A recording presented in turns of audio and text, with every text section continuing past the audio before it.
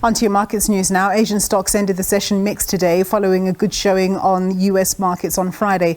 In the meantime, China cut its 1-year and 5-year loan prime rates with the aim of providing some relief to consumers and business. But the Chinese market in particular didn't really shoot the lights out based on this latest stimulus measure. The Nikkei share average ended the day flat to negative, down 0.07%. The Hang Seng index declined by 1.6%. While over on mainland China, the Shanghai Composite Index declined.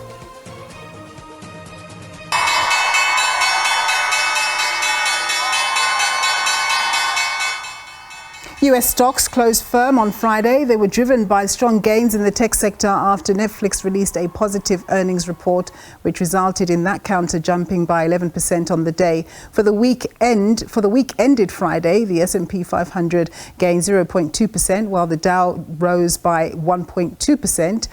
Market its sixth straight weekly gain and longest winning streak of 2024, while the Nasdaq 100 lost more than 0.7%. But on the Friday itself, the Dow Jones Industrial Average closed up 0.09%. The S&P 500 gained 0.4%, while the tech-heavy Nasdaq rose by 0.6%. The JSE is trading lower, with the all-share index down 0.33%, trading at around 86,932 index points. The rand is trading at 17.61 against the US dollar, 22.94 vis-a-vis the British pound, and 19 rand 11 against the euro. Looking at commodities, gold is trading at $2,734 an ounce. It did surge through $2,750 earlier in the trading day, and platinum trading at $1,028 per ounce, while the price of Brent crude oil is just around $74 a barrel. Now, to unpack the markets for us, I'm joined by Mohammed Wagli. He's a portfolio manager at Sasfin Securities. Thanks very much for joining us, Mohammed. So, expectations around, what do you think are the expectations around the key global drivers this particular week? Hi, Nompu. Always a pleasure to be on your show.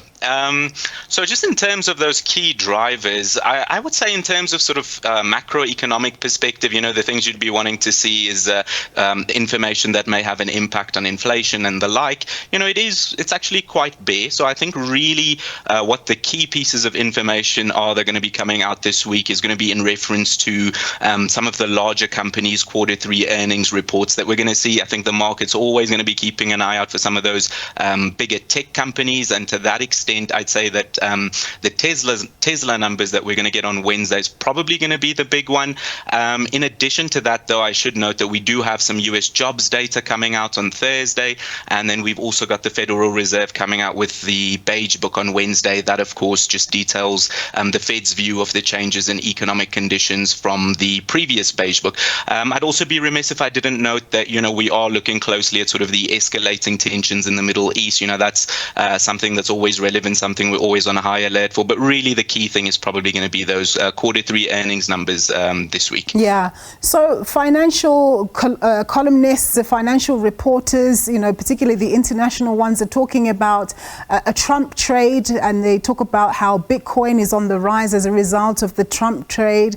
What is the Trump trade? And if he does come into power, surely that's going to be negative for the global economy, because he's pushing for, trade wars and protectionism, which would stoke up inflation.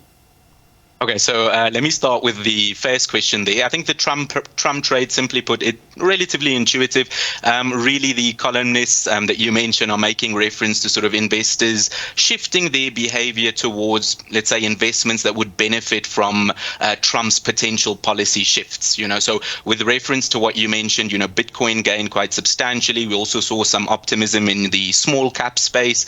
My feeling, though, is that broadly speaking, this has more to do with, I guess, broader optimism that we're seeing, in relation to, let's say, a stronger than expected US jobs market. market. That seems to be reinforcing this notion of a robust US economy. But that being said, I can't discount the fact that Mr. Trump is viewed relatively positively by financial markets. News coming out that he's once again leading the polls in relation to the election could have also sort of led to a boost in sentiment there as well. But, in terms of the policies that he's expected to implement, you touched on it earlier. There's obviously the rhetoric around NATO. There's his stance on the trade war with China.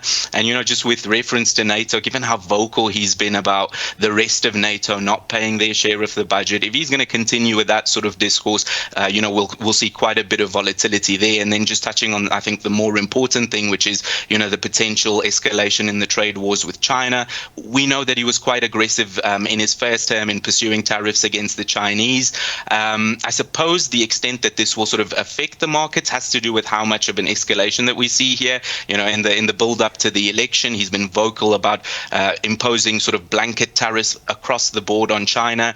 If we get news of a potential retaliation from the Chinese, we could see a bit of market panic like we did see in his first term.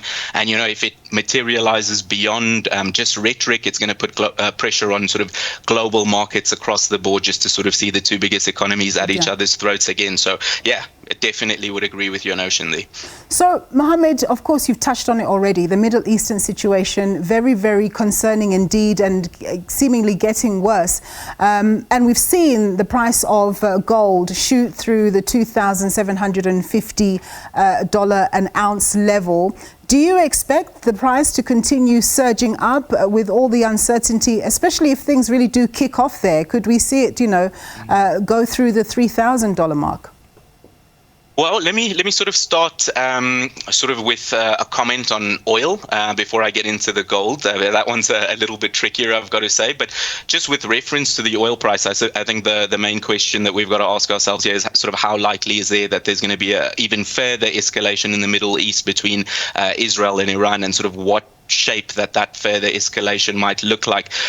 Interestingly enough, the threat of escalation is actually giving oil quite a bit of support. I think on the other end, we're seeing a lot of downward pressure being put on the oil price through sort of weaker demand from the two biggest economies, which I mentioned earlier, that being the US and the Chinese. Now, China in particular has actually seen its oil imports fall for 5 straight months, and that's, needless to say, putting quite a bit of pressure on oil.